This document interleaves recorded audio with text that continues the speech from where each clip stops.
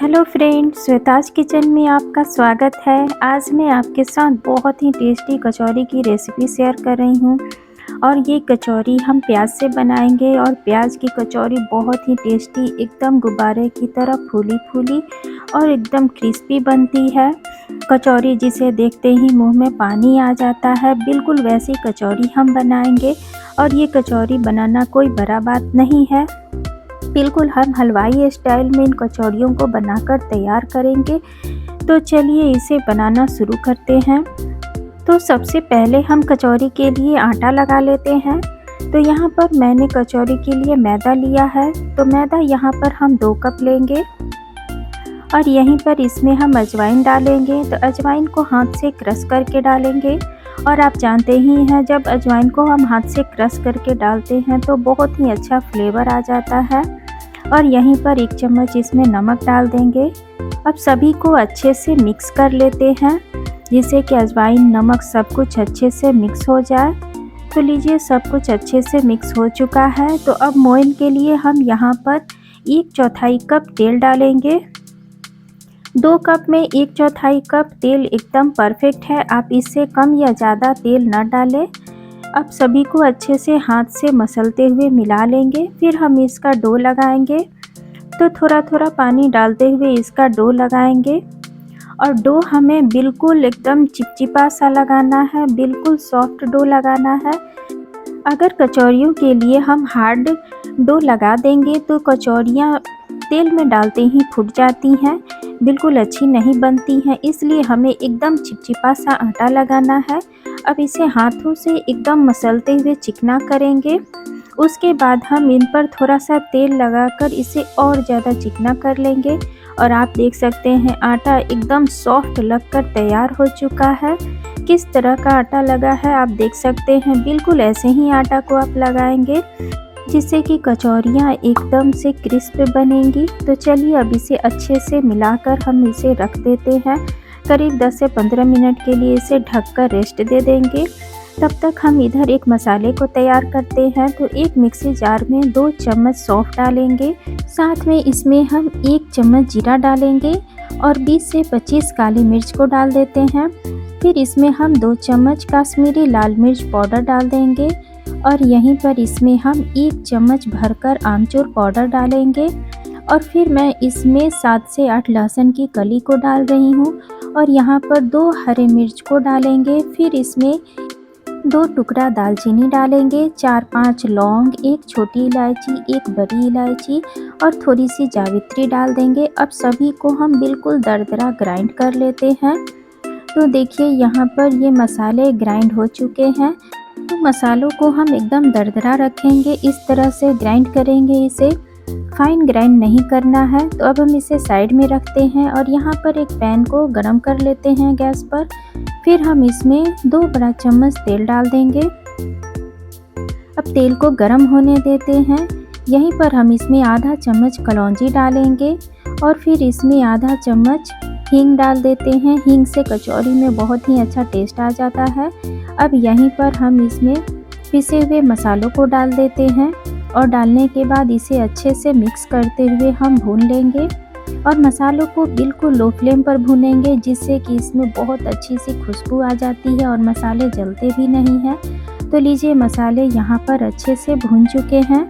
तो यहीं पर मैं इसमें 2 चम्मच बेसन डाल रही हूँ, जिससे कि इस मसाले में बहुत ही अच्छी सी बाइंडिंग आ जाती है और टेस्ट भी कई गुना ज़्यादा बढ़ जाता है।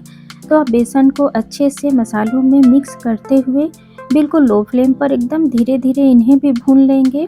अब मसालों से बहुत ही अच्छी सी खुशबू आ रही है, बेसन अच्छे से भून चुका है।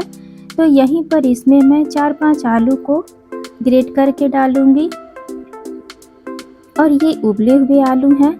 अच्छे से इन्हें ग्रेट करेंगे, कोई भी लम्स नहीं होने चाहिए इनमें। तो चलिए, आलू यहाँ पर ग्रेट हो चुके हैं। तो यहीं पर मैं इसमें प्याज डाल रही हूँ। तो ये 2 बड़े साइज़ के प्याज हैं। अब प्याज को मैंने बिल्कुल बड़े बड़े टुकड़ों में काटा है, जिससे कि कचौरी में बहुत ही अच्छा इनका टेस्ट आता है। अब साथ में इसमें टेस्ट अकॉर्डिंग नमक डाल देंगे और इसमें हम कसूरी मेथी डालेंगे।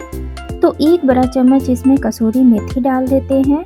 अब सभी को अच्छे से मिक्स करते हुए भून लेंगे। प्याज के सॉफ्ट होने तक हम सभी को अच्छे से भूनेंगे। अब मसाले तो यहाँ भून चुके हैं, बस हमें आलू और प्याज को भूनना है। तो प्याज जब तक सॉफ्ट हो जाए तब तक हम इसे भूनेंगे।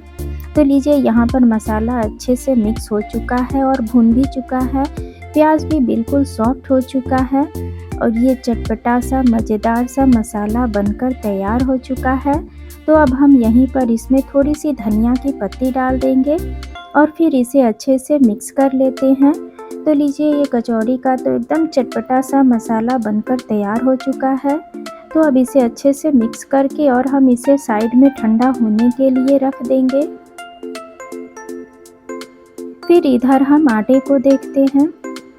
तो आटा हमारा अच्छे से सेट हो चुका है और बिल्कुल सॉफ्ट ये आटा लगा है और आप देख सकते हैं आटा इतना ज़्यादा सॉफ्ट है बिल्कुल, फिर भी हाथों पर चिपक नहीं रहा है।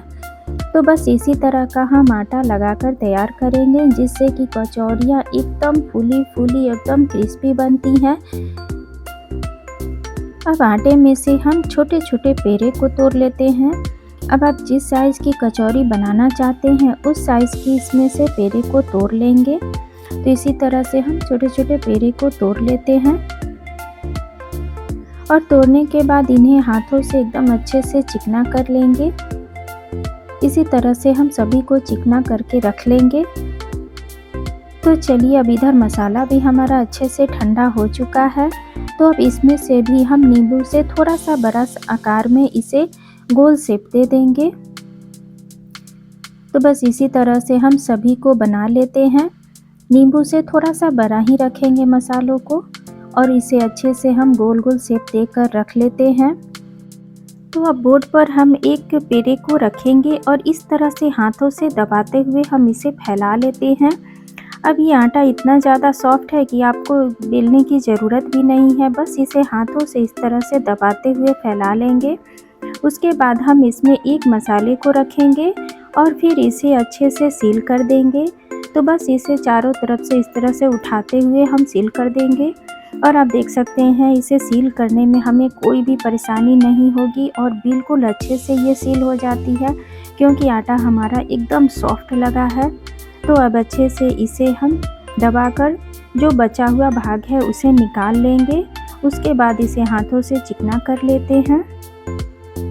अब फिर इसे हम बोर्ड पर रखेंगे और हाथों से ही इसे फैला लेंगे, कचौड़ी का शेप दे देंगे। अब ध्यान से आप इसे फैलाएंगे, कचौड़ी इतनी भी ज़्यादा पतली ना करें जिससे कि ये फट जाए।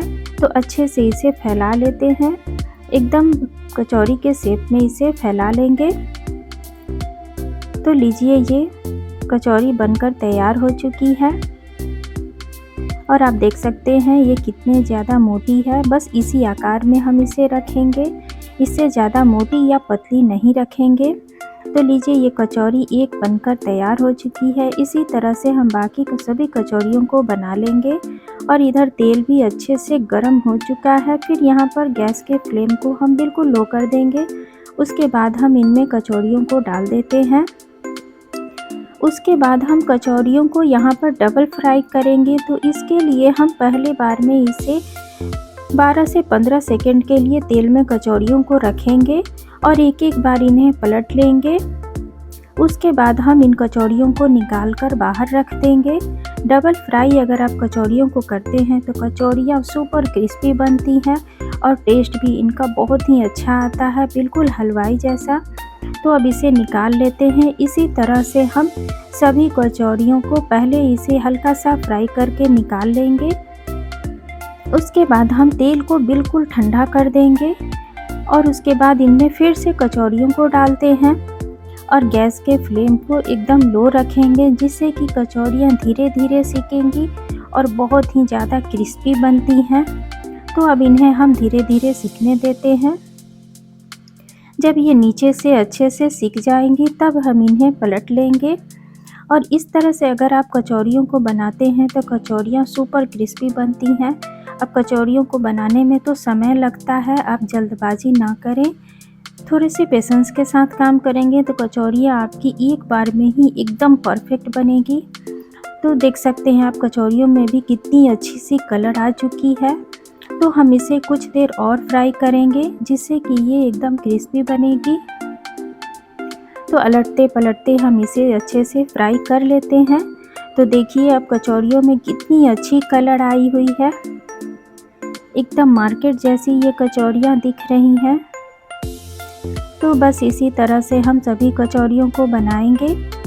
तो चलिए यहाँ पर तो कचौरियाँ तल चुकी हैं, इन्हें हम निकाल लेंगे बाहर। आप देख सकते हैं कितनी ज़्यादा ये टेस्टी कचौरी दिख रही है, बिल्कुल हलवाई जैसी, जैसे हम मार्केट में खाते हैं बिल्कुल वैसे ही ये कचौरी बनी है। तो सभी कचौरियों को हम इसी तरह से बना लेंगे। तो अब इन्हें हम तेल से निकाल लेते हैं।